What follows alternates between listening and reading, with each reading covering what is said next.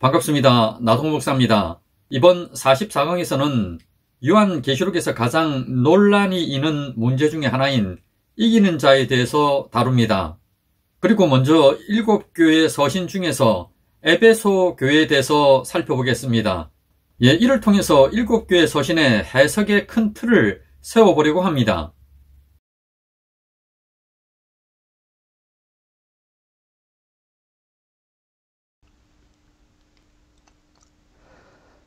먼저 지난 43강을 정리하겠습니다. 요한계시록은 크게 서막, 본막, 종막으로 구성되어 있습니다. 그리고 본막도 서론, 본론, 결론으로 이렇게 이루어져 있습니다. 본막의 중심은 지금 있는 일과 장차 일어날 일입니다. 통상 서막의 서론하고 본막의 서론 부분을 합친 계시록 1장 부분을 요한계시록의 서론이라고 보통 이렇게 말하기도 합니다.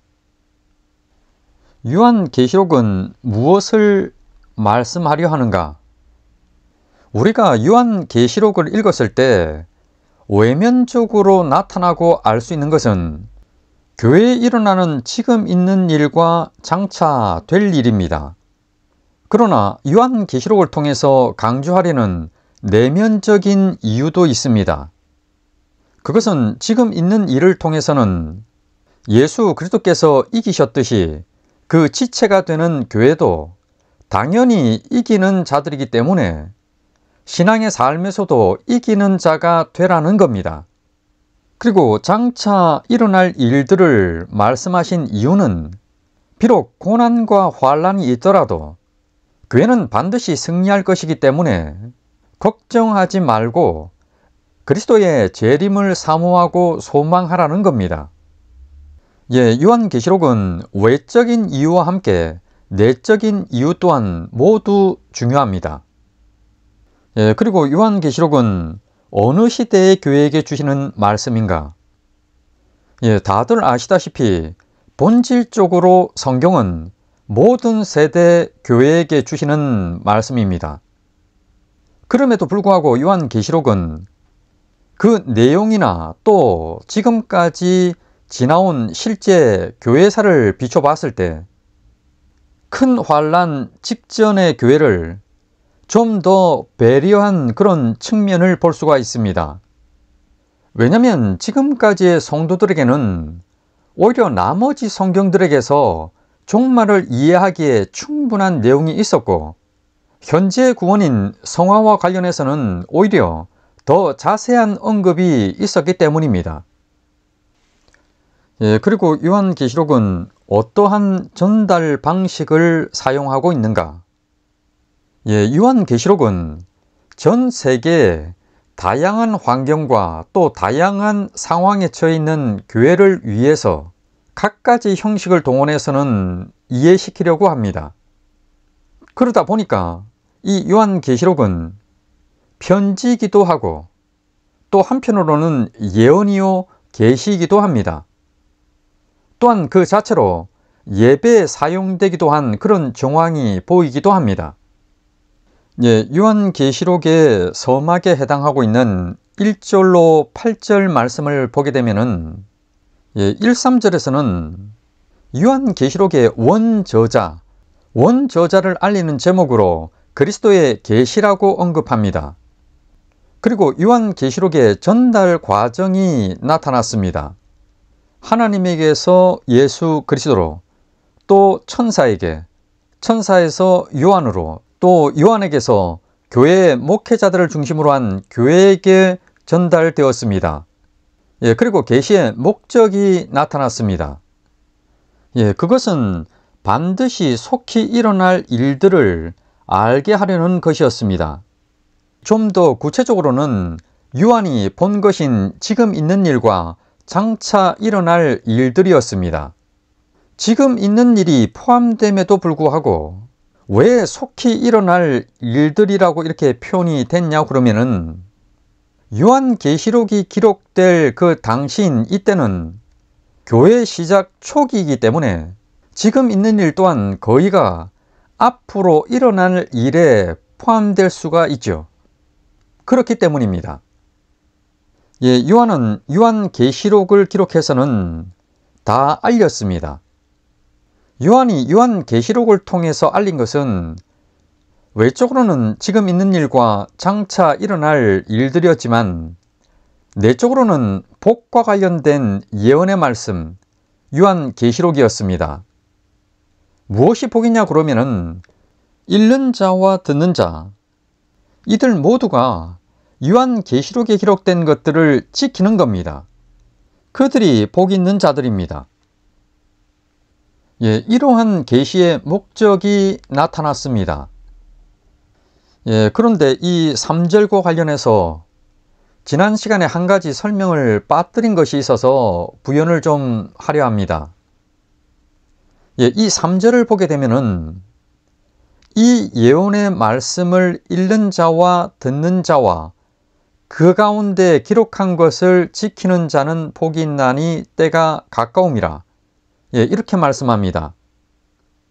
보통은 이것을 해석을 할 때 요한계시록을 읽는 자와 듣는 자와 그것을 지키는 자들이 복이 있다고 말합니다. 이렇게 첫째로는 읽고 듣고 그것을 지키는 자가 복이 있다는 의미로 해석을 할 수 있습니다. 그런데 또 다른 한 가지 해석이 가능합니다. 통상은 이 와 그리고로 해석을 하죠.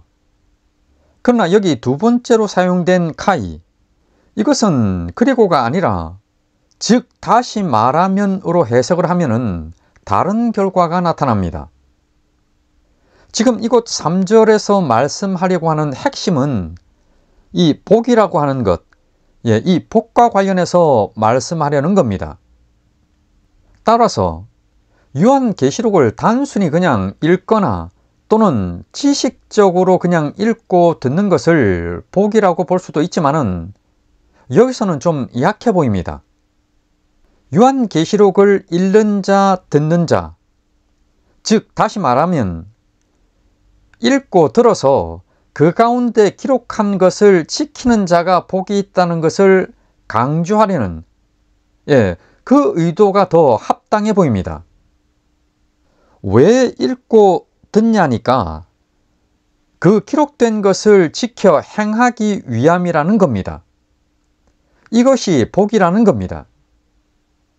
이렇게 해석을 하면은 요한계시록의 내적인 의도성과도 일치를 합니다.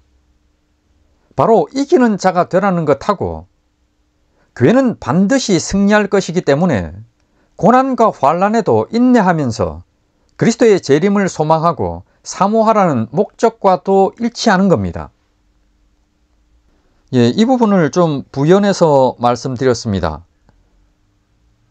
4, 6절에서는 인사말과 영광송이 나왔는데 특이한 것은 영광송이 성경에서 오직 이곳에서만 예수님만을 대상으로 찬송하고 경배한다는 점이었습니다.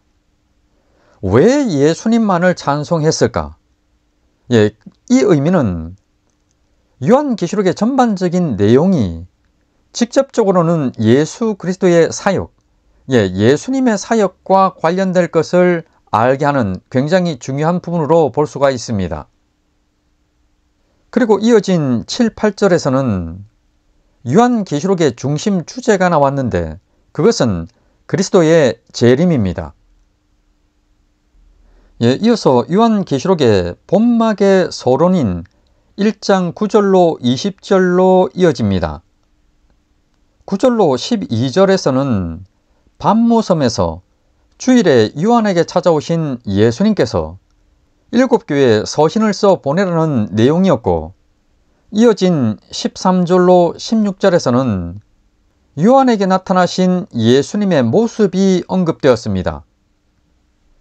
그리고 이어진 17절로 20절에서는 예수님께서 다시금 명령의 중요한 점을 반복해서 강조하신 내용입니다. 그것은 요한이 본 것인 지금 있는 일과 장차 일어날 일들을 기록하라는 겁니다. 예, 이것이 지난 강에서 다룬 내용입니다. 예, 그러면 이제 44강 요한계시록 2, 3장에 나오고 있는 7교회 서신 부분을 다룹니다. 예, 앞으로 3강에 걸쳐서 다루게 됩니다.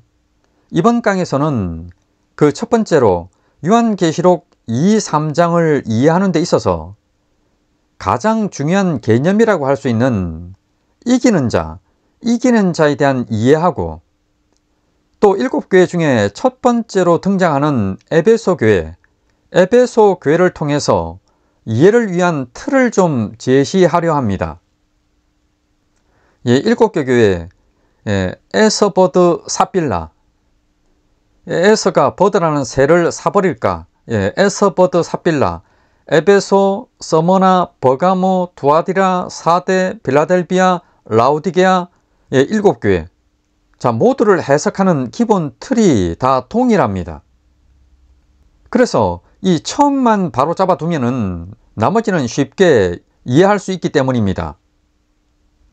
예, 그러면 먼저 이기는 자를 살펴보겠습니다. 예, 계시록 2, 3장에는 이기는 자가 나오는데 현재 분사용으로만 사용되고 있습니다.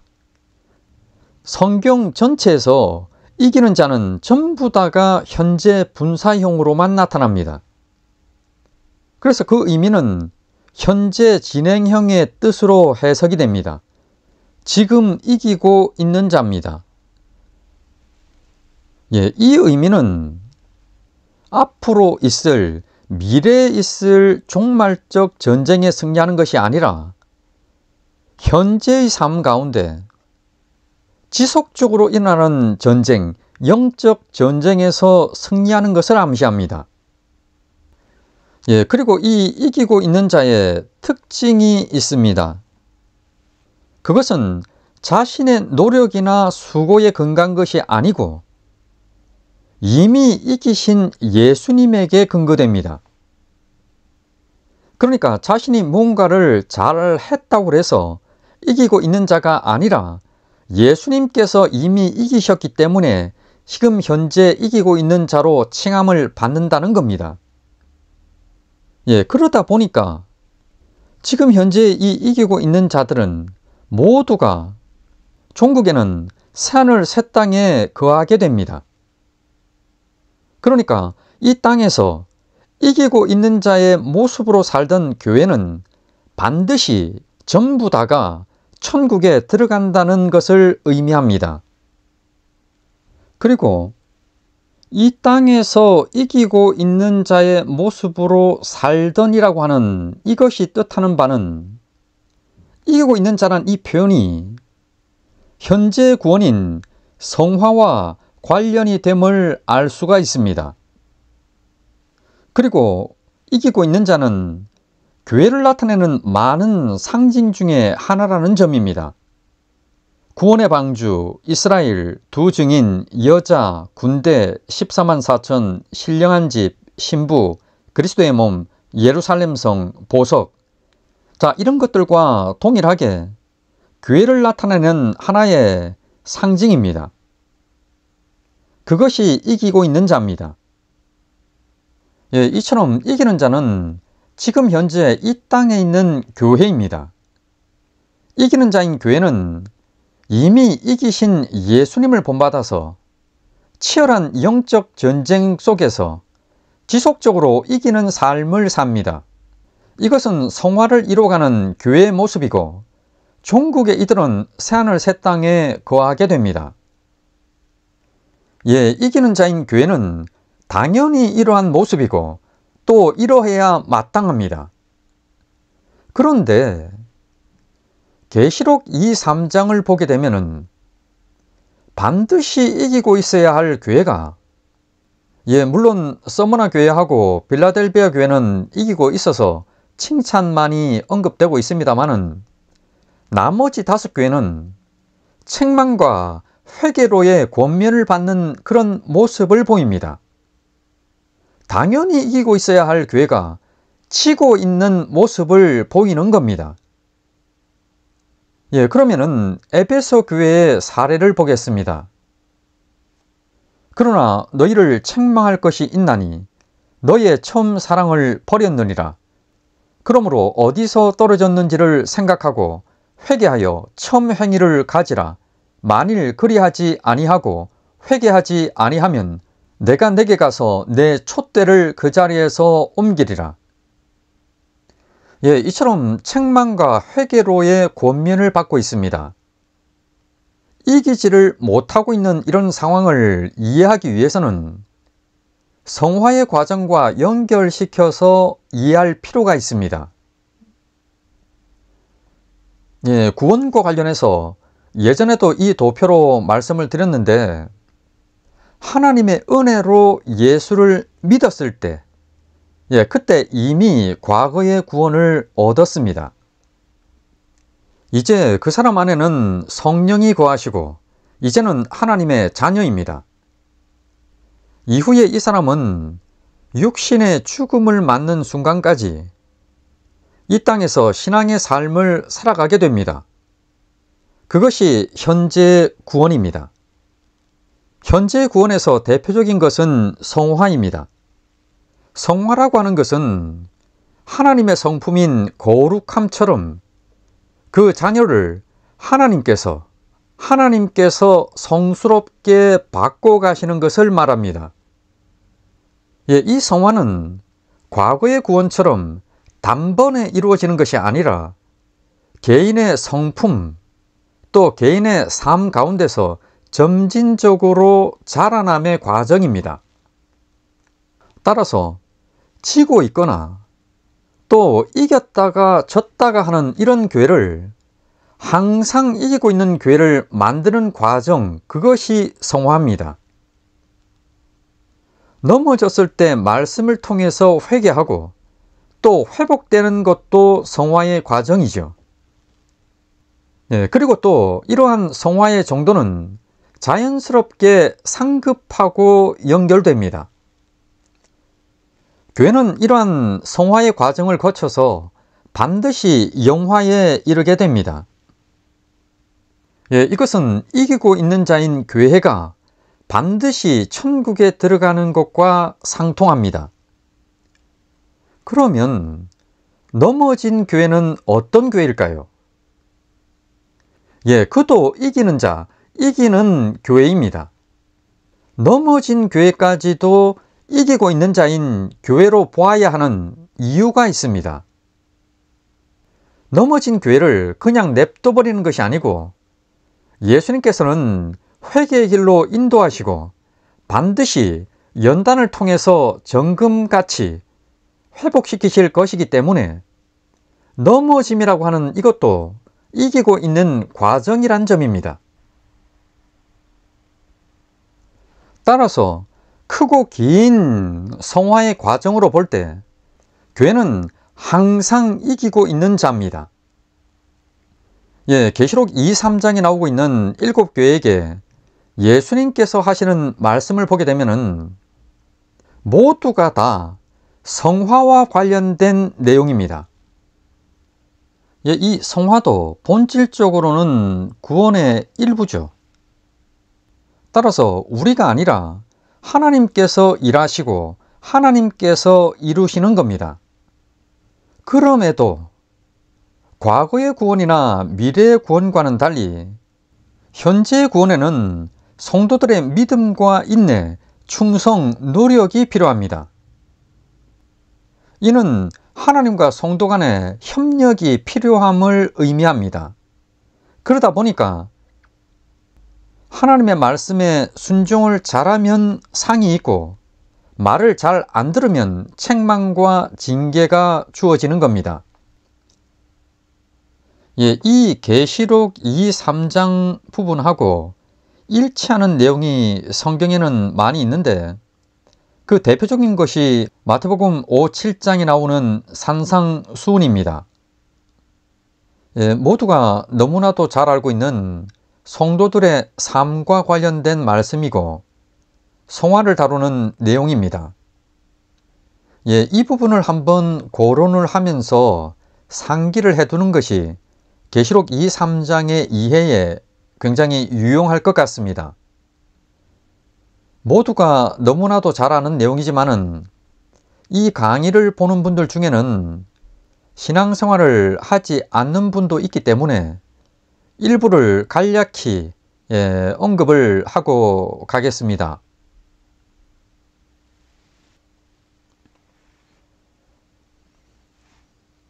산상수훈의 내용 중에서 가장 먼저 언급되는 것이 팔복에 대한 내용입니다. 이 팔복은 산상수훈 전체에서 말씀하려는 결론입니다. 결론을 가장 앞서서 언급을 하고 있습니다. 이곳에서와는 반대로 계시록 2, 3장에서는 이 복이 교회들마다 보면은 가장 뒤에 언급됩니다. 여기 1, 2절을 보게 되면은 예수님께서 산에 올라가 앉아서는 제자들에게 말씀을 하시는 모습이 나옵니다. 이는 시내산 위에서 모세와 장로들에게 십계명과 율법을 주시면서 말씀하셨던 하나님을 떠올리게 하죠. 사실상 둘은 내용적으로 맥을 같이 합니다. 모세가 시내산에서 받았던 계명과 율법은 하나님의 백성들이 삶 속에서 지키며 살아야 할 그 내용들이었습니다. 이러한 계명과 율법은 하나님의 백성이 아닌 다른 자들과는 상관이 없는 것들입니다. 지금 여기 나오고 있는 산상수훈의 내용들도 보면은 예수님의 제자들에게 하시는 말씀입니다. 심령이 가난하고 애통하고 온유하고 의에 줄이고 목마른 자, 긍휼히 여기고 마음이 청결하고 화평케 하고 의를 위하여 박해를 받는 자가 복이 있다고 합니다. 지금 여기 나오고 있는 팔복에 대한 이 내용들은 이 땅에서 하나님의 마음, 그리스도의 마음을 가지고 신앙하는 모습들입니다. 이것이 복인데 이렇게 하는 이들에게는 주어지는 것이 있습니다. 예를 들어 3절에서 보면은 심령이 가난한 자, 이 세상 사람들은 이 땅에서 부를 쫓아 사는 사람들입니다. 그러나 믿는 자들은 이 세상에 대해서는 항상 마음이 가난합니다. 왜냐니까 이들은 항상 천국을 바라보고 사는 그런 자들이기 때문입니다. 이들이 복이 있다고 하면서 천국이 그들의 것이라 합니다. 그런데 여기 보면은 아우토네스틴, 현재형을 사용했습니다. 이는 지금 현재 그 복인 천국을 그들이 가지고 있다는 말씀입니다. 이미 예수를 믿을 때 이들은 천국을 보증받은 자들이기 때문에 당연한 말씀입니다. 그런데 이후에 나오고 있는 나머지 7개에서는 모두 미래형을 사용하고 있습니다. 그래서 4절에 보면은 애통하는 자들, 그들이 앞으로 위로를 받을 겁니다.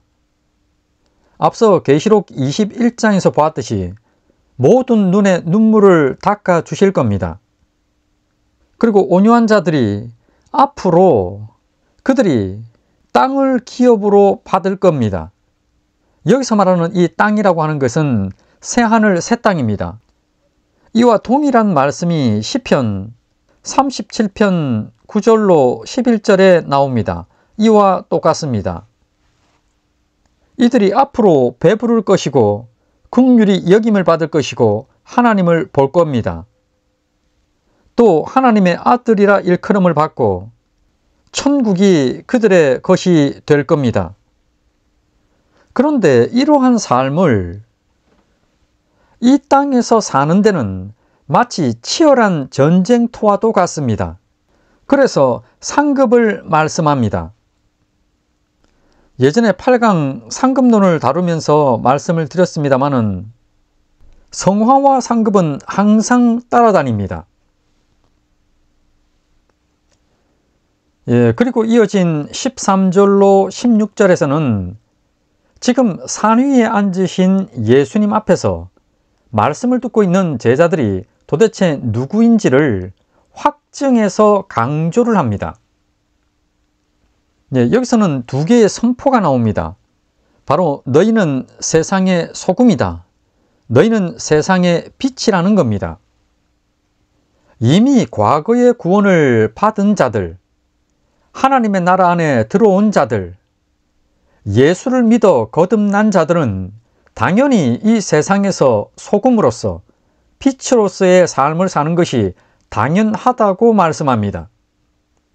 특히 16절을 보게 되면은 이같이 너희의 빛이 사람 앞에 비치게 하여 그들로 너희 착한 행실을 보고 하늘에 계신 너희 아버지께 영광을 돌리게 하라.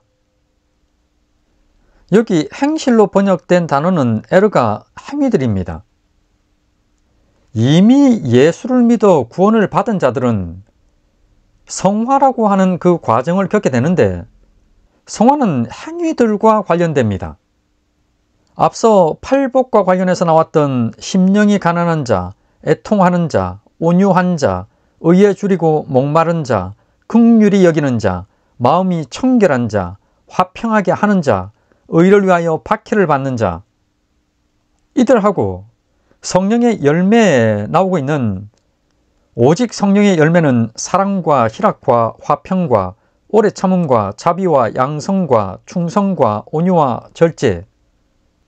또 계시록 2장의 에베소 교회를 보면은 내가 내 행위 즉 수고와 내 인내를 알고 또 악한 자들을 용납하지 아니한 것과 자칭 사도라 하되 아닌 자들을 시험하여 그의 거짓된 것을 내가 드러낸 것과 또 내가 참고 내 이름을 위하여 견디고 게으르지 아니한 것을 아노라.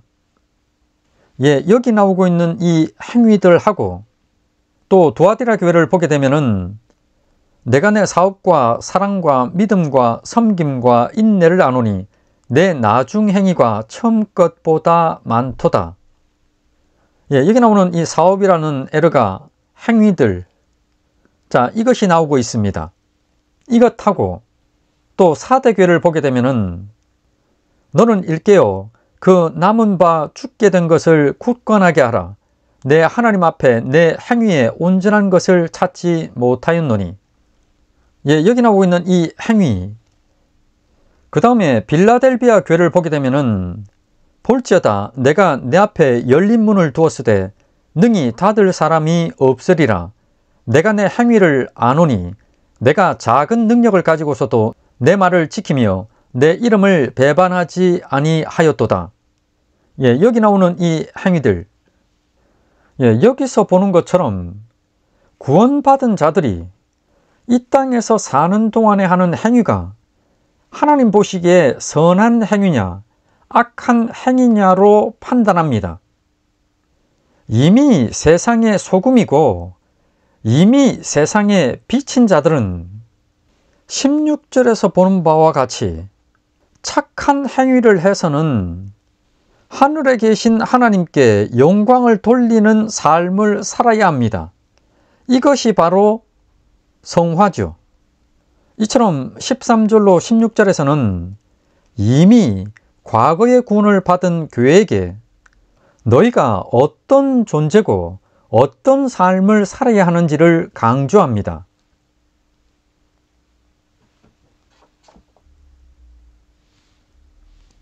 이어서 17절로 20절 말씀으로 이어집니다.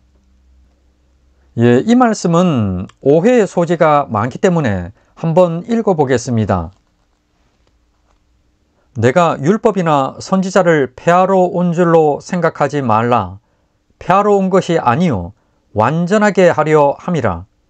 진실로 너에게 이르노니 천지가 없어지기 전에는 율법의 1.1획도 결코 없어지지 아니하고 다 이루리라. 그러므로 누구든지 이 계명 중에 지극히 작은 것 하나라도 버리고 또 그같이 사람을 가르치는 자는 천국에서 지극히 작다 일컬음을 받을 것이요 누구든지 이를 행하며 가르치는 자는 천국에서 크다 일컬음을 받으리라.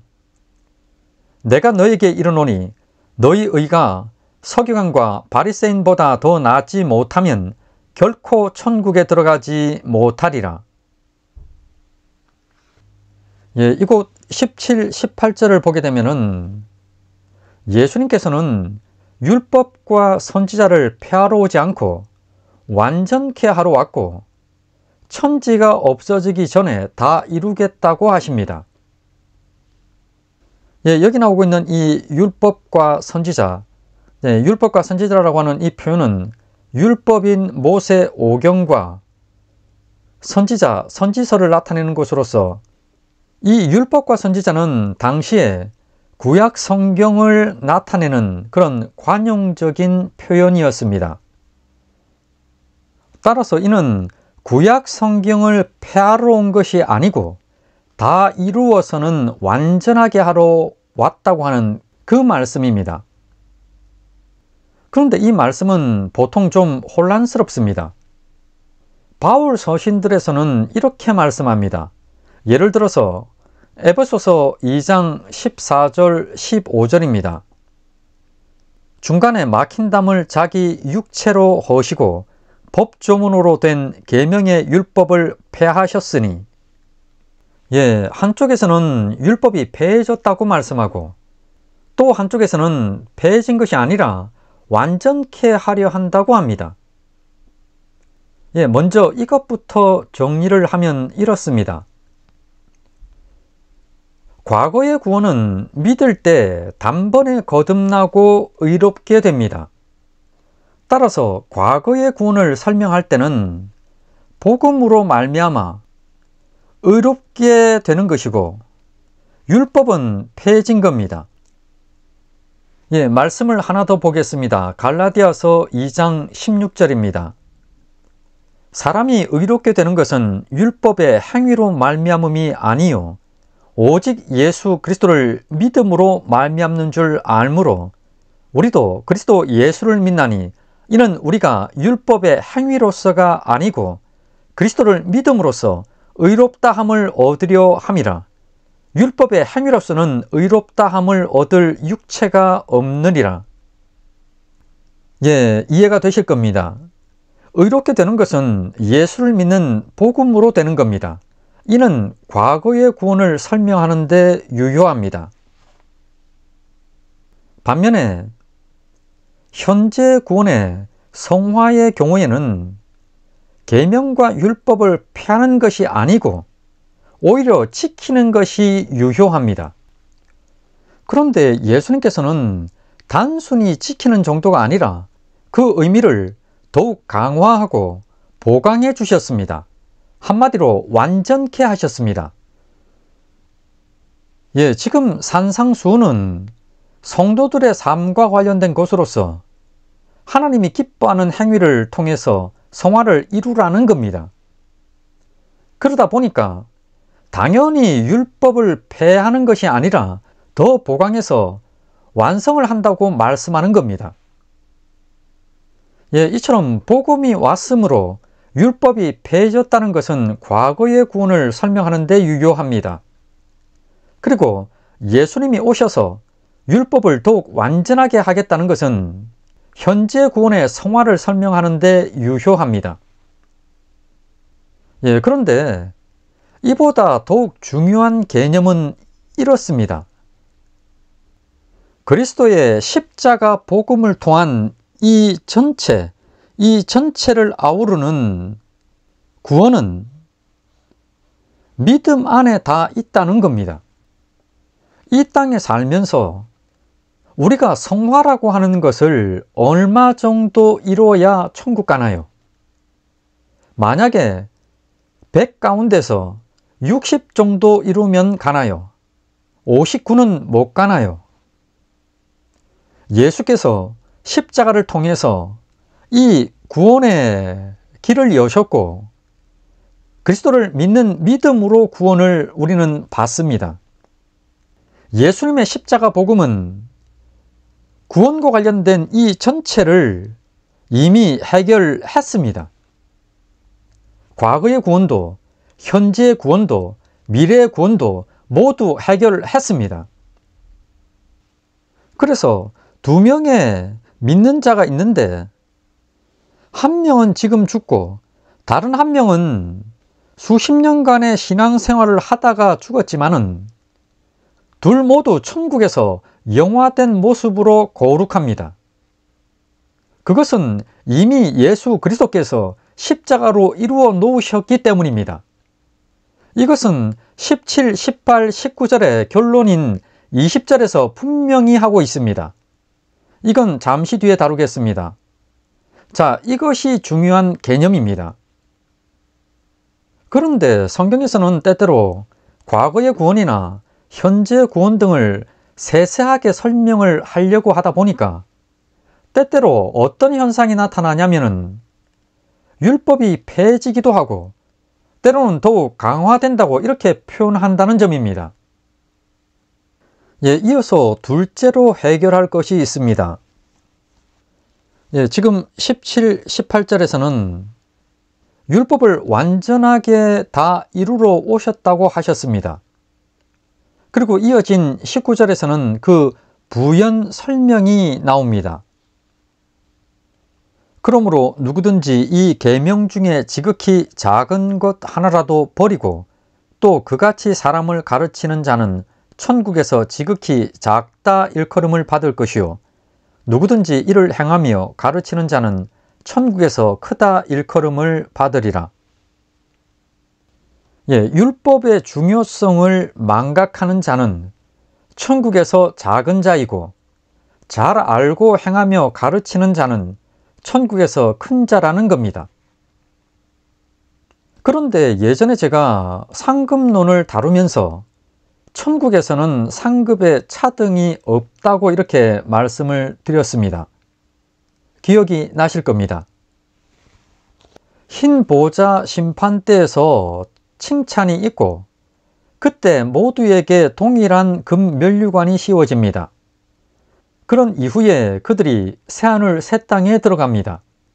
하지만 이후 천국에서는 모두가 동일하다고 말씀을 드렸습니다. 그런데 여기서는 천국에 차등이 있다는 말씀 같아 보입니다. 그러면 진짜 천국에는 차등이 있다는 건가요? 지금 이곳에서 하는 말씀은 천국에 상급의 차등이 있다는 것을 말씀하려는 의도가 아닙니다. 지금 이 19절의 의미를 알려면 20절을 봐야 합니다.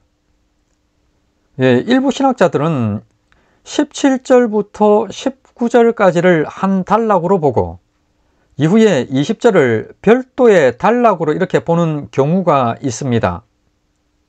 왜냐니까 17절로 19절은 율법의 중요성을 말씀하고 있고 20절은 천국 가냐 못 가냐가 서기관과 바리새인들의 의보다 낫냐 아니냐를 말씀한다는 겁니다. 그런데 이 17절로 20절은 전체가 한 단락입니다.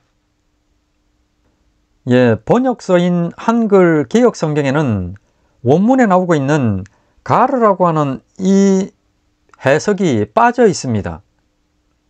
20절은 앞구절하고 연결되어 있습니다. 먼저 20절을 보겠습니다.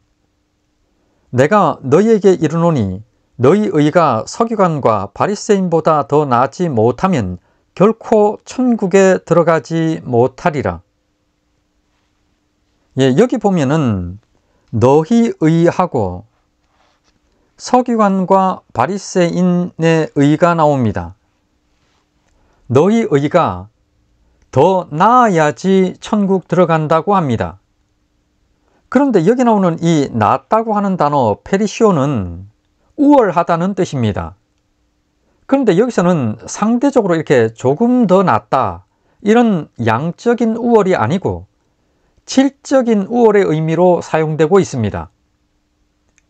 왜냐니까 여기 나오고 있는 너희 의는 복음을 믿는 믿음의 의인데 이는 예수님께서 항상 책망을 했던 바리새인과 서기관의 의인 종교적이고 형식적인 의와는 앞서거니 뒤서거니 하는 그런 문제가 아니라 질적으로 완전히 차이가 나기 때문입니다. 당연히 서기관과 바리새인의 의로는 천국 구원을 받지 못하죠. 지금 20절을 시작하면서 가르를 사용해서는 앞에 나왔던 문장의 결론을 지금 20절에서 제시한 겁니다. 20절에서는 너희 믿음의 의를 가진 자는 천국 가고 서기관과 바리새인의 의를 가진 자는 천국 못 가는 것이 결론입니다. 그러면 이런 상태에서 세 번째로 해결해야 할 것이 있습니다. 바로 20절하고 앞에 연결된 19절의 문제입니다. 앞선 19절을 한번 읽어보겠습니다. 그러므로 누구든지 이 계명 중에 지극히 작은 것 하나라도 버리고 또 그같이 사람을 가르치는 자는 천국에서 지극히 작다 일컬음을 받을 것이요 누구든지 이를 행하며 가르치는 자는 천국에서 크다 일컬음을 받으리라. 여기 19절을 보게 되면은 두 명이 언급됩니다. 계명 중에 지극히 작은 것 하나라도 버리고 또 그같이 사람을 가르치는 자.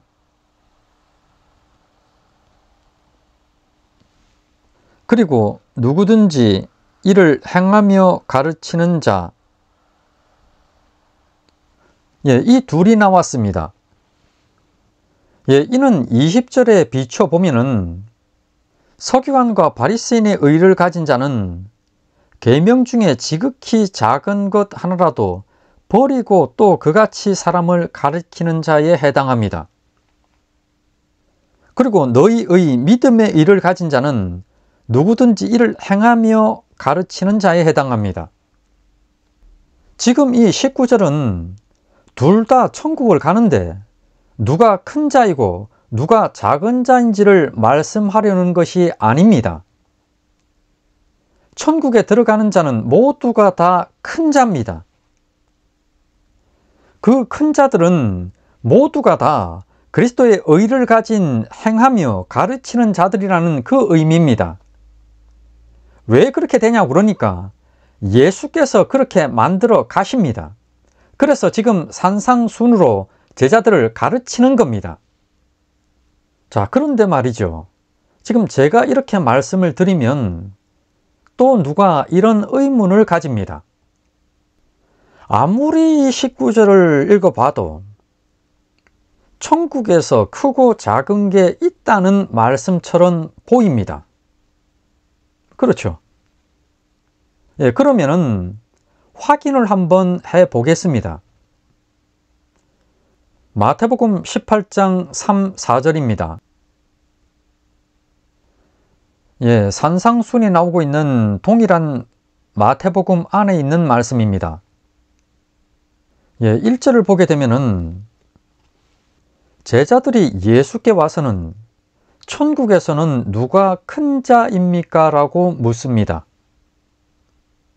그러자 예수님은 어린아이 하나를 앞에 세웁니다. 그리고는 이렇게 말씀합니다. 3절입니다. 이르시되 진실로 너희에게 이르노니 너희가 돌이켜 어린 아이들과 같이 되지 아니하면 결단코 천국에 들어가지 못하리라. 지금 이 3절 말씀이 무슨 말인가요? 어린아이 같이 되어야만 천국 들어간다. 그 말씀이죠. 그러면 천국에 들어온 자는 어린아이 같은 자들만 들어왔다는 말이 됩니다. 지금 천국에 들어온 자들은 모두가 어린아이 같은 자들입니다. 그러면서 4절은 1절에 천국에서 누가 큰 자냐는 질문에 결론이 나옵니다. 4절입니다. 그러므로 누구든지 이 어린아이와 같이 자기를 낮추는 사람이 천국에서 큰 자니라. 그러면 이 말씀이 지금 뭘 말씀하나요? 천국에는 어린아이 같은 자만 들어가는데 어린아이 같은 자가 천국에서 큰 자라는 겁니다. 어린아이 같은 자들만 천국에 들어가는데 어린아이 같은 자가 천국에서 큰 자다. 어떤가요? 이는 천국에 들어온 자들이 모두 어린아이 같은 큰 자라는 말이 됩니다. 천국은 크고 작은 차등이 전혀 없는 곳입니다. 우리가 오해를 일으키는 이유는 바로 이 세상, 차등이라고 하는 것이 있는 곳인 바로 이곳에 우리가 살고 있기 때문에 본인 스스로를 계속해서 혼란을 줍니다. 그래서는 일부 말씀을 오해하기 때문입니다. 자, 그러면은 여기 나오는 이 17절로 20절의 이 단락이 이해되실 겁니다. 의도치 않게 구원론이라든지 상급론과 관련된 아주 매우 중요한 내용이 지금 이곳에 담겨 있었습니다. 한마디로 얘기해서 예수님께서는 율법을 폐하러 온 것이 아니라 완전케 하러 오셨는데 그 의미는 현재 구원인 성화와 관련된 것이었습니다. 예수 그리스도의 의를 가진 이들은 바로 천국이라고 하는 곳에 들어가는 자들인데 이들은 바로 예수 그리스도께서 율법을 행하며 가르치는 자로 만드시는 겁니다. 성화를 통해서. 그리스도와 관계없는 서기관과 바리새인들은 천국에 들어가지 못할 뿐더러 가장 중요한 율법의 중요한 것들은 다 빼버리고 자기들 입맛에 맞춰서는 사람을 가르치는 자들입니다. 그들은 결코 천국에 들어갈 수가 없죠. 이렇게 17절로 20절의 말씀을 하신 이후에 이어진 21절로부터 마태복음 7장 끝까지는 성화를 위해서 행해야 할 온전한 율법의 예시로 13가지를 들어서 말씀합니다.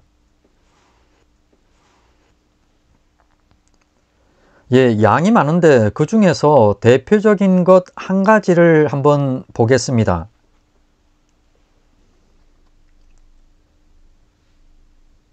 마태복음 5장 27절로 32절에 간음에 관한 말씀입니다. 또 간음하지 말라 하였다는 것을 너희가 들었으나 나는 너희에게 이르노니 음욕을 품고 여자를 보는 자마다 마음에 이미 간음하였느니라. 만일 내 오른 눈이 너로 실족하게 하거든 빼어 내버리라. 내 백체 중 하나가 없어지고 온몸이 지옥에 던져지지 않는 것이 유익하며 또한 만일 내 오른손이 너로 실족하게 하거든 찍어 내버리라. 내 백체 중 하나가 없어지고 온몸이 지옥에 던져지지 않는 것이 유익하니라. 또 일렀으되 누구든지 아내를 버리려거든 이혼 증서를 줄 것이라 하였으나 나는 너희에게 이르노니 누구든지 음행한 이유 없이 아내를 버리면 이는 그로 간음하게 하며 또 누구든지 버림받은 여자에게 장가드는 자도 간음함이니라. 여기서는 외적 행위인 간음만이 간음이 아니라 내적 행위인 음욕을 품는 것까지 간음이라 율법을 강화시키고 있습니다. 그러면서 29절로 30절에서는 반어적 비유법을 들고 있습니다. 지금 여기서는 음욕을 품었으면 음욕도 율법을 어기는 것이기 때문에 구약으로 보자면 율법을 어기면은 지옥 심판이니까 심판을 면하기 위해서 눈이면 눈알을 빼고 손이면 손을 자르라고 말씀합니다. 당연히 우리는 압니다. 눈알 빼고 손 자른다고 죄가 씻음받고 구원받아 천국 가는 것은 아니죠. 당연히 이는 진짜 눈알 빼고 손 자르라는 그 말씀이 아닙니다. 율법으로는 할 수 없는 것을 예수께서 이루셨습니다. 지금 이곳 마태복음 5장부터 7장까지의 산상수는 현재 구원인 성화, 이미 구원받은 하나님의 자녀들의 마땅히 행해야 할 삶을 다루고 있습니다. 죄로 너희가 눈 빼고 손 잘라야 할 그것을 예수께서 대신해서 십자가로 다 이루셨으니 이제는 선한 행위를 해야 마땅한 것이 아니냐는 바로 반어적 비유법, 이것으로 말씀하고 있는 겁니다. 예수께서는 과거, 현재, 미래 구원, 이 전체 구원이라고 하는 이것을 다 이미 십자가로 이루셨습니다. 지금 이러한 말씀들을 예시로서 말씀하시는 이유는 앞서 17절로 20절에서처럼 천국에서 어린아이 같은 큰 자들을 만들기 위해서 율법을 완전케 하러 오셨다는 것을 이루려고 하시는 그 이유입니다. 이어서 뒤에 나오고 있는 이 31절, 32절에서도 간음의 범위를 더욱 넓게 구체화하고 있습니다. 지금 이러한 말씀 모두는 마태복음 5장 48절, 그러므로 하늘에 계신 너희 아버지의 온전하심과 같이 너희도 온전하라. 이처럼 현재 구원인 성화를 이루라는 것으로 집약됩니다.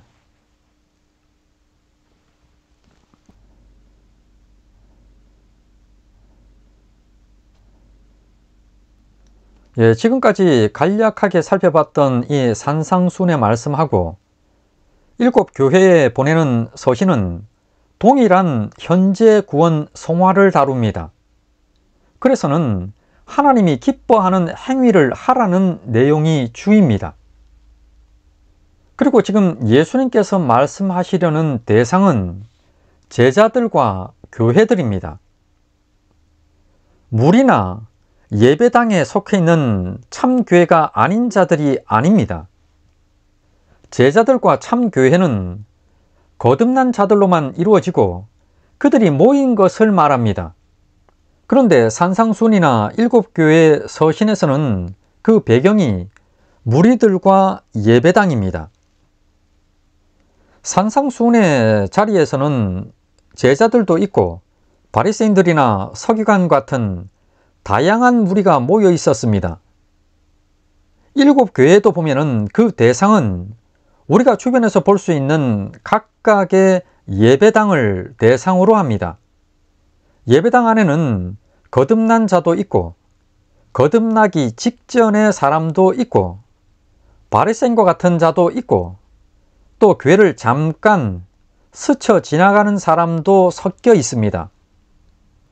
그러다 보니까 산상순이나 7교회 서신 모두 내용 중에는 거룩한 행위를 하라고 말씀을 하시면서 그 비교 대상이 언급됩니다. 산상순에서는 바리새인들과 서기관들, 또 외식하는 자들, 거짓 선지자들, 불법을 행하는 자들이 비교 대상으로 나옵니다. 예를 들어 보면은 마태복음 7장 15, 16절에 보면은 거짓 선지자들을 삼가라.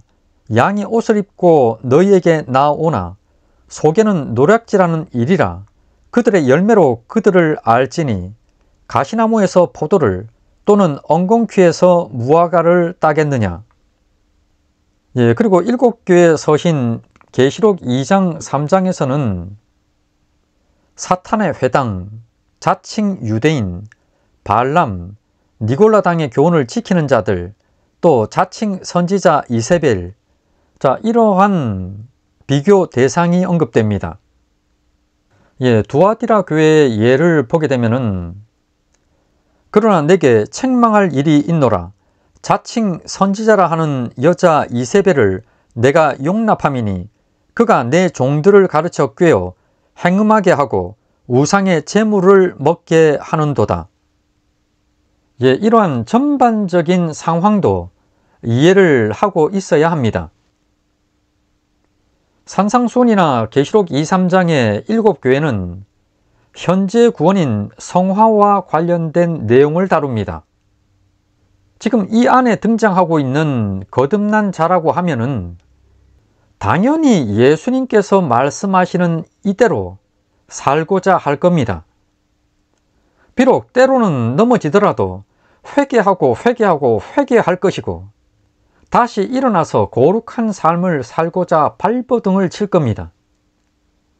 이런 모습이 이기고 있는 자들인 교회이죠. 자, 그러면 계시록 2장의 에베소 교회에 보내는 서신을 보면서 한번 살펴보겠습니다.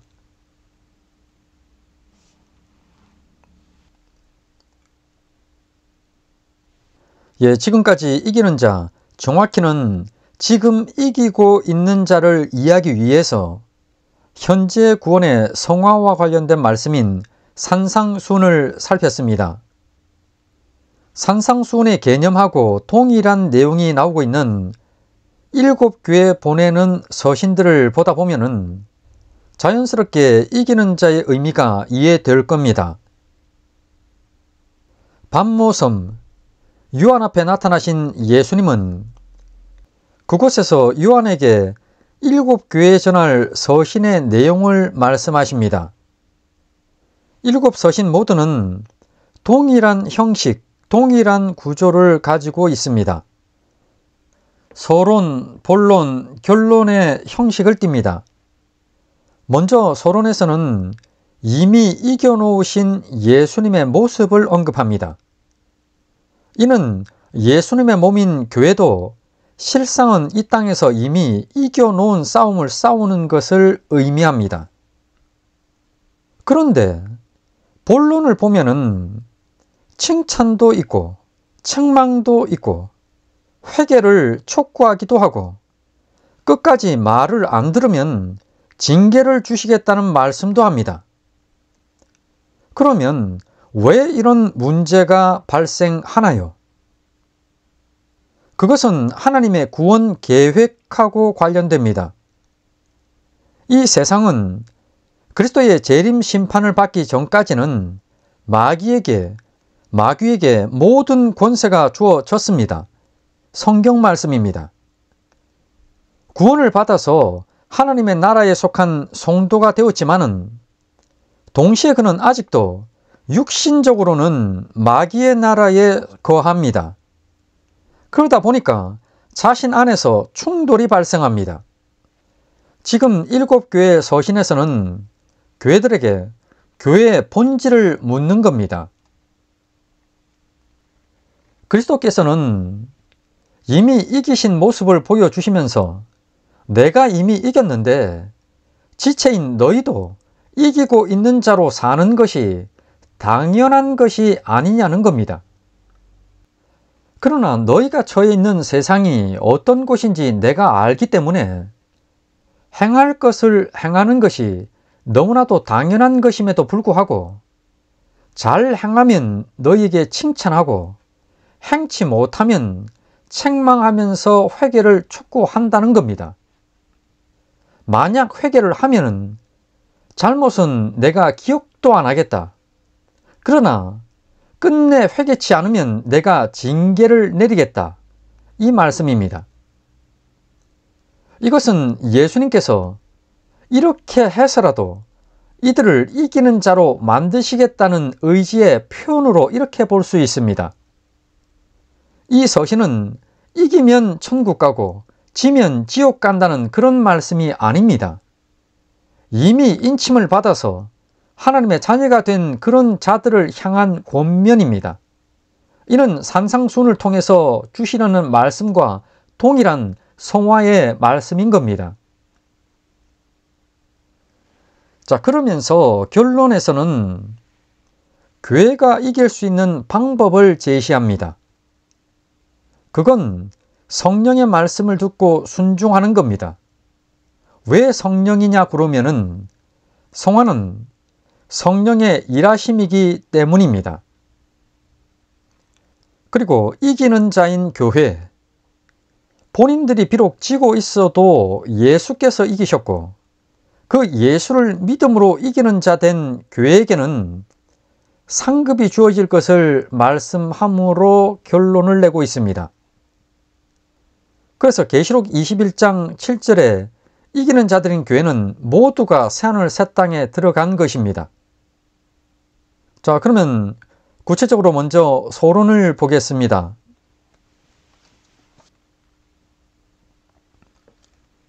1절입니다. 에베소 교회 사자에게 편지하라. 오른손에 있는 7 별을 붙잡고 7 금촛대 사이를 거니시는 이가 이르시되. 서론 A에서는 먼저 서신을 전해야 할 대상이 언급됩니다. 에베소 교회의 사자입니다. 여기 나오는 천사라는 단어 앙겔로스가 사용되고 있습니다. 그러다 보니까 일부 신학자들은 이는 에베소 교회 수호 천사에게 보내는 것이라고 주장합니다. 앞서 계시록 1장 1절에서 요한계시록이 천사를 거쳐서 요한에게, 요한을 거쳐서 최종적으로 종들인 목회자, 교회, 성도에게 주기 위함이었습니다. 그런데 요한계시록의 수신자가 교회의 수호 천사라는 것은 논리적으로도 맞지 않는 거죠. 그러면 여기서 예수님께서는 왜 혼란스럽게 앙겔로스라고 이렇게 표현을 하셨을까요? 먼저 누가복음 7장 24절을 보게 되면은 세례 요한이 자신의 제자들을 예수님에게 보내서는 당신이 우리가 기다리는 메시아가 맞냐고 이렇게 묻습니다. 이런 상황에서 누가복음에서는 요한의 제자들에게 천사라는 단어를 사용했습니다. 그리고 이어서 야고보서 2장 25절을 보게 되면은 여호수아서에 보면 기생 랍이 이스라엘의 정탐꾼들을 숨겨주는 내용이 나왔습니다. 이 정탐꾼들을 야고보서에서는 천사라고 이렇게 표현을 합니다. 그리고 초대교회 당시에도 보면은 목회자들이나 교회 사역자들을 앙겔로스라고 이렇게 표현하는 경우가 있었기 때문에 여기서의 앙겔로스는 당연히 교회 목회자로 이렇게 봐야 합니다. 그리고 이어진 B에서는 이기신 예수님의 모습이 언급됩니다. 계시록 1장 13절에 나왔던 그 예수님의 모습을 다시 언급합니다. 그런데 여기 보면은 오른손에 7 별을 붙잡고 7 금촛대 사이를 거니시는 이로, 자, 이렇게 나옵니다. 예수님이 7개의 금촛대 사이를 거닐고 있습니다. 보통 성경이 말씀하는 금촛대는 이런 모습입니다. 그렇다고 한다면 이 사이를 거닌다는 표현은 좀 이상해 보입니다. 전에도 말씀을 드렸지만은 이 7이라고 하는 이 숫자는 생략을 해도 상관이 없다고 말씀을 드렸습니다. 7이라고 하는 기간을 통해서 교회를 반드시 완성하시겠다는 상징적 의미이기 때문에 그렇습니다. 그렇지만은 이곳 계시록 23장에서는 실제로 7개의 지역 교회를 등장시키고 있기 때문에 이렇게 이해하는 것이 편합니다. 이 그림은 중세 시대의 성화인데 촛대 하나하나를 각각으로 이렇게 표현을 했습니다. 그 사이를 예수님이 거닙니다. 즉 교회의 주관자시라는 거죠. 최근에는 이런 그림도 많이 보이는데 이처럼 촛대 사이를 예수님이 거니는 것으로 표현했습니다. 이렇게 이해하는 것이 낫습니다. 의도상으로 볼 때 문제될 것이 전혀 없습니다.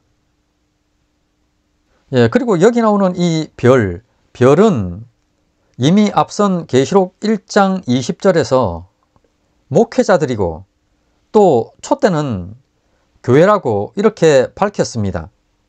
이미 이기신 예수님의 관심은 오직 이기는 자들인 목회자들과 교회에게 있음을 잘 알 수 있습니다. 그리고 한 가지 주지하고 있어야 할 것이 있습니다. 지금 이 편지는 에베소 교회의 목회자에게 보내졌습니다. 수신자가 목회자입니다. 이 말은 성도 한 개인의 신앙에 대한 내용이 아니라 교회 차원으로 보내진 편지라는 점입니다. 물론 여기 나오는 내용을 한 성도에게 적용을 할 수도 있습니다. 그렇지만 기본적으로 계시록 2, 3장은 하나하나의 교회, 지교회를 대상으로 접근하면서 살펴야 한다는 점입니다. 이 점도 유의를 하고 있어야 합니다.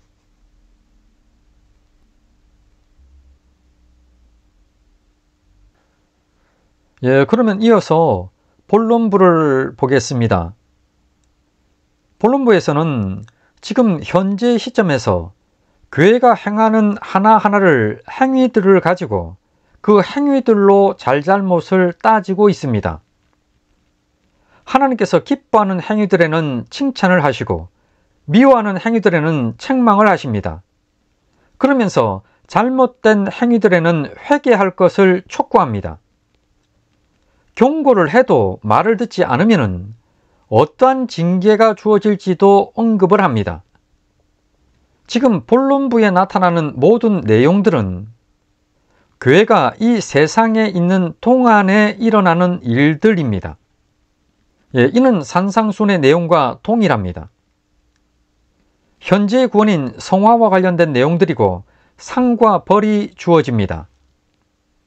먼저 2절하고 3절, 6절 부분, 에베소 교회가 칭찬 들을 행위들에 대한 언급입니다. 2절, 3절, 6절입니다. 내가 내 행위와 수고와 내 인내를 알고 또 악한 자들을 용납하지 아니한 것과 자칭 사도라 하되 아닌 자들을 시험하여 그의 거짓된 것을 내가 드러낸 것과 또 내가 참고 내 이름을 위하여 견디고 게으르지 아니한 것을 아노라. 오직 내게 이것이 있으니 내가 니골라당의 행위를 미워하는도다. 나도 이것을 미워하노라. 여기에는 행위가 나오고 있는데 원문에는 이 에르가라고 하는 복수로 행위들입니다. 그리고 이어진 카이, 보통은 이제 그리고라고 이렇게 해석을 하는데 여기서는 즉 다시 말하면 이라는 의미입니다. 예전에 8강을 다루면서 말씀드렸습니다. 지금 2, 3절을 보게 되면은 8개의 행위들이 쭉 나열된 것 같지만은 아닙니다. 6절을 포함해서 문장 구조를 보면서 한번 살펴보겠습니다. 예전에 8강 상급론을 다루면서는 행위를 설명하기 위해서 그리고 뒤에 이어졌던 카이를 설명하기 위해서 간략하게 말씀을 드렸습니다만은 좀 더 구체적으로 보면은 지금 2, 3절의 문장 구조는 이렇게 되어 있습니다. 먼저 A를 보게 되면은 에베소 교회가 칭찬받을 행위들, 이 행위들에는 수고와 인내 이 둘이 있다고 언급합니다. 먼저 이 수고와 관련해서 어떤 수고냐 그러니까 즉 악한 자들을 용납하지 않은 수고입니다. 그리고 다시 악한 자들을 용납 안 한 것이 도대체 무엇인지가 좀 더 구체적으로 언급됩니다. 바로 자칭 사도라 하는 자들을 시험해서 그 거짓된 것을 내가 드러낸 것이라 합니다. 이러한 수고를 에베소 교회가 행했습니다. 그리고 이어서 두 번째로 인내에 대해서 언급하기를 내가 참았다고 합니다. 좀 더 구체적으로 무엇을 참았냐고 그러니까 예수의 이름 때문에 견디고 게으르지 않았다는 겁니다. 이렇게 에베소 교회는 수고와 인내라고 하는 칭찬들을 행위를 했습니다. 그리고 이어서 6절에서 다시 한번 칭찬이 반복이 됩니다. 이 다시에서 오직 내게 하나가 있다고 그럽니다.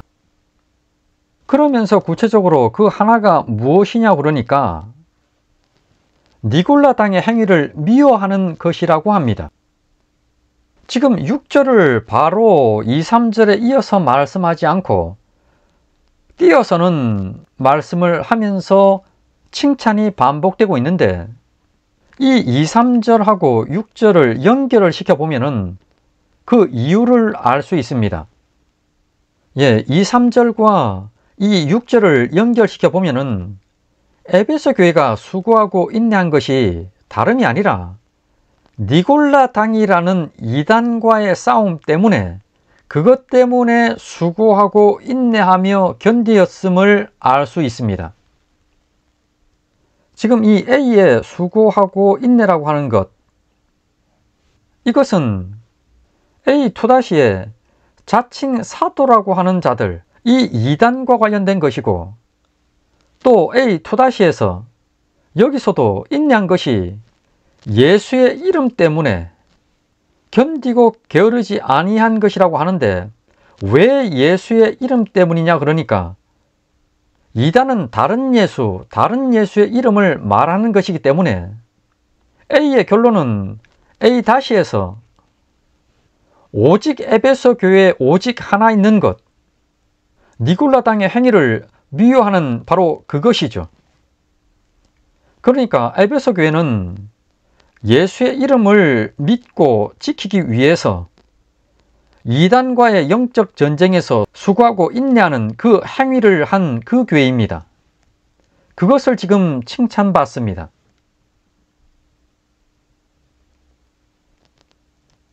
에베소 교회는 이단을 미워하면서 겪었던 바로 그 수고와 인내를 칭찬받았습니다.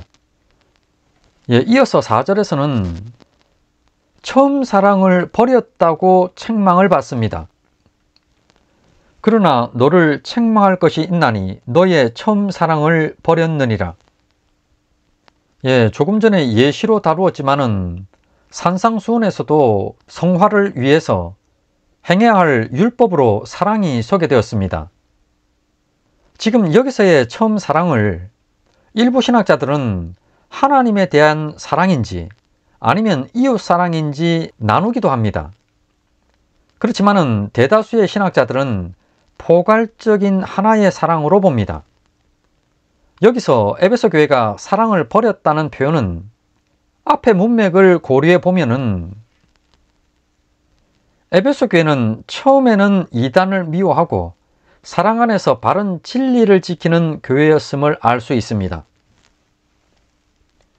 외적 행위 중에 하나인 이단 때문에 수고하고 인내한 것을 칭찬을 받았지만은 가장 중요한 내적 행위 중에 하나인 사랑의 마음이 식어 있는 것을 책망받았습니다.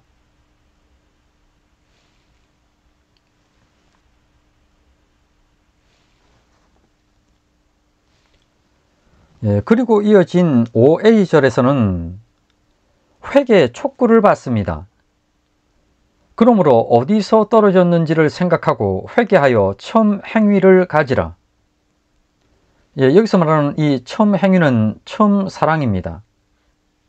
그리고 이어진 5B절에서는 만일 그리하지 아니하고 회개하지 아니하면 내가 내게 가서 내 촛대를 그 자리에서 옮기리라. 이는 예배당인 에베소 교회를 없애버리겠다는 경고입니다. 예수님께서는 사랑과 관련해서 온 율법과 선지자의 강령이라고 말씀했습니다. 그러니까 구약 성경의 근본이 되는 것이 사랑이라 말씀한 거죠. 그만큼 중요한 것이 빠져버린 교회는 존재 의미 자체가 없다는 말이 됩니다. 이를 보게 되면은 기독교 신앙의 중심인 사랑이 교회에 있어서 얼마나 중요한지를 알 수 있는 대목이 됩니다. 이것을 7 교회 중에서 가장 먼저 에베소 교회를 통해서 말씀합니다. 사랑의 중요성에 대해서. 이렇게 본론에서는 교회 행위에 대한 칭찬과 책망, 회개 촉구, 징계까지를 언급을 했습니다.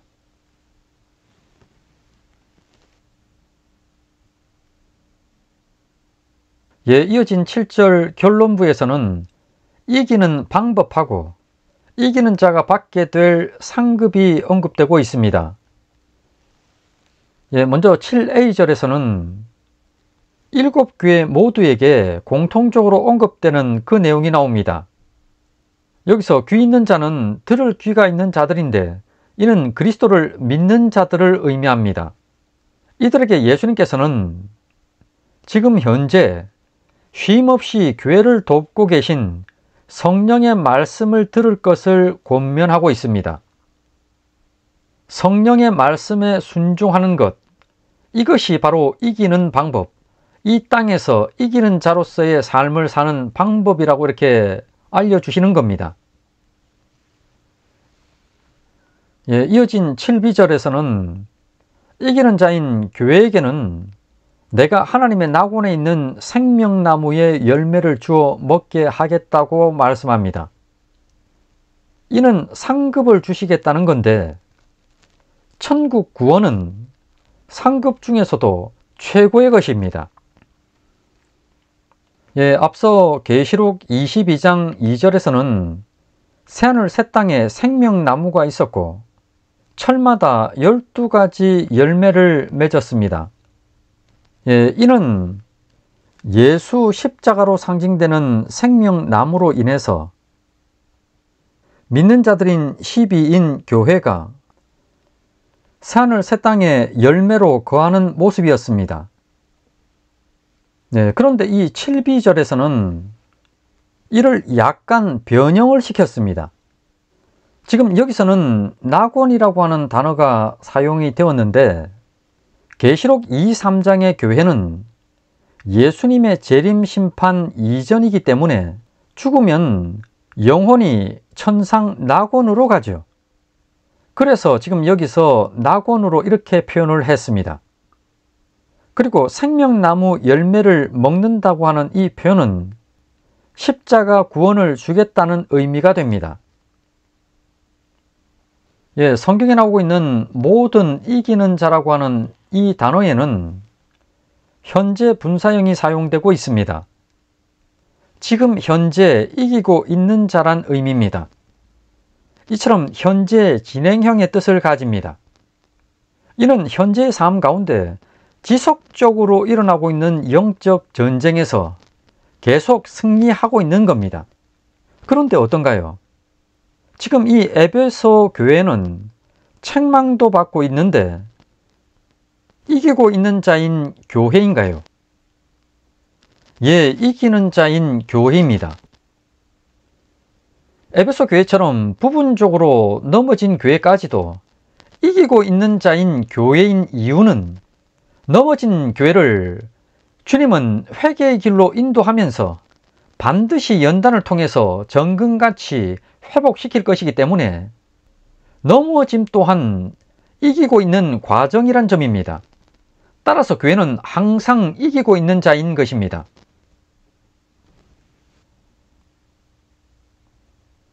끝으로 한번 정리를 하겠습니다.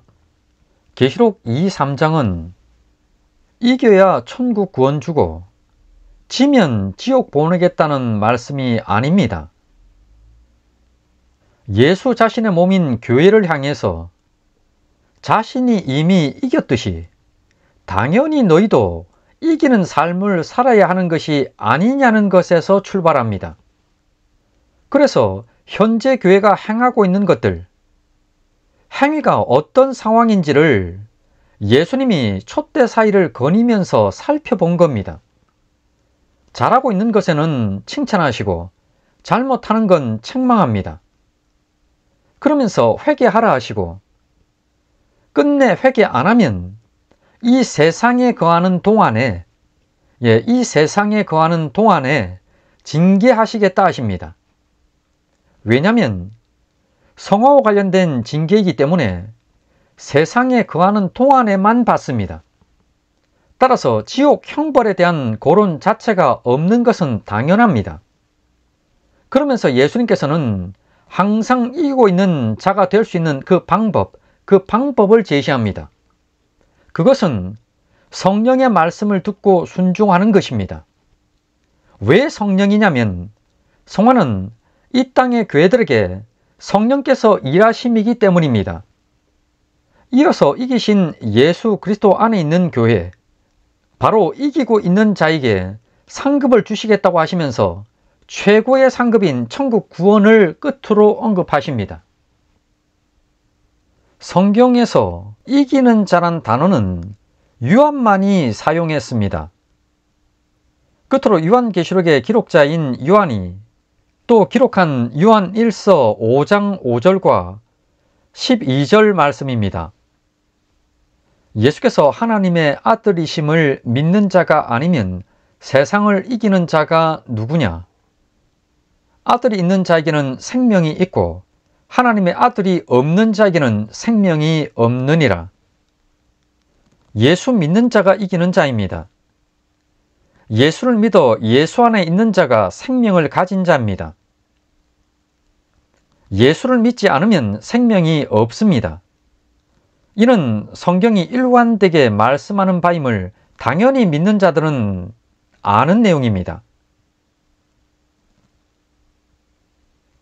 예, 이렇게 해서 44강을 끝마쳤습니다.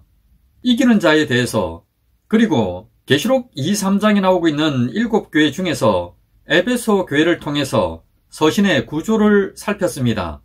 예, 이를 바탕으로 해서 다음 강에서는 계시록 2장에 나오고 있는 나머지 3 교회를 살펴보도록 하겠습니다.